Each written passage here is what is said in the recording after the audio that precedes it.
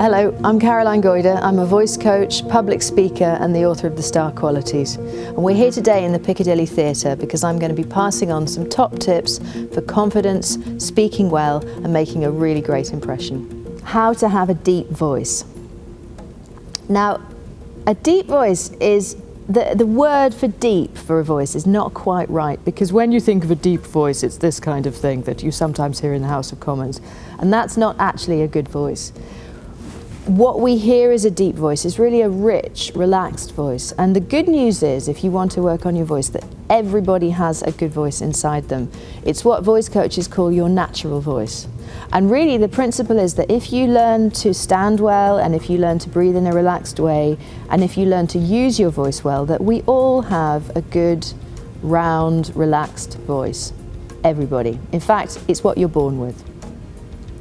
So how to do it is really important, and it's this, people don't like this in a way. It's a bit like going to see a personal trainer. If you want a good body, if you want to be fit, you go and see a personal trainer and they give you exercises that you do every day. Voices are the same. You go and see a voice coach, they'll give you things to do and you really need to do them. And I'm going to share with you a few tips that will help. The big thing to know about getting a good voice is that you have to learn to breathe and to relax. I had a client recently who didn't like his voice at all. It was quite a nasal sound. It was up in his nose, up in his throat.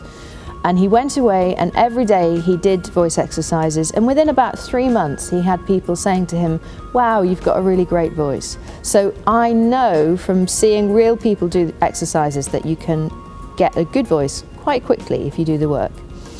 First thing you've got to do is really work on your posture.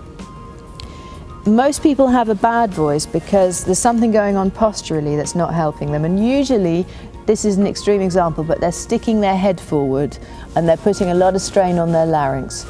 Your voice is just like a guitar. Your body is the shape of the guitar, the frame of the guitar, and your larynx is the string. And air comes out of your lungs, it hits your larynx, and that produces your voice. So you've got to create a good support for your sound, and that's first your posture, then your breathing, then actually the production of the sound. So go to see a good Pilates teacher, do some Alexander technique, do yoga, really make sure that you're standing well and that your shoulders are relaxed and that your knees and feet are grounded. All of those things create a good voice. The next step is to do some really gentle voice exercises. Now, simple things that you can do, and I often get clients to do this, is in the morning, humming is a really nice way just to get your voice warm.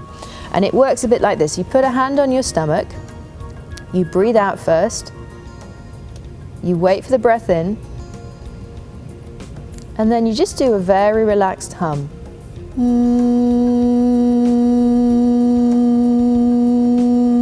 And you can move your face around.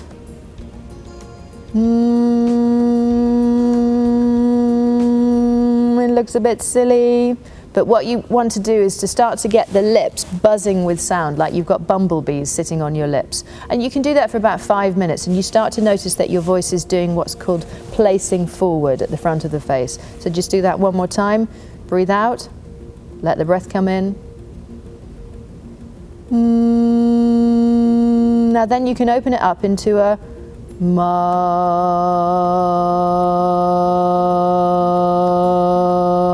And if you do that at home in your kitchen in the morning, if you do it for about 10 minutes, then what you'll start to feel is that your voice is nice and warm and it has a lower resonance. And that is a really nice round sound. That's more of a deeper, richer sound.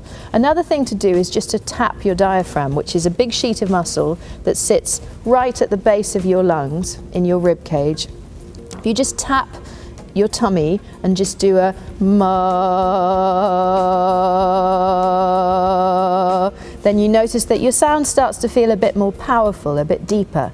And if you did that every day in the morning, you would go to work with a much deeper, richer voice. Another thing that's actually kind of fun is just to sing. You know, if you drive to work or if you're in your house in the evening and you've got some good music on, sing along to it with all your heart and really use your hands, use your face, and that creates a nice, powerful, rich, committed sound, which if you do it every day will really help your voice. So those are 3 exercises that you can do at home. What I would say is if you can go to acting classes, or if you can learn to sing, or if you can even go and see one-to-one a good singing teacher or a voice coach, a couple of sessions will really make a difference. There are also some good books online as well, so it's worth just looking for how to use your voice or voice books, and you'll find some good tips there too. So that's how to have a deeper voice.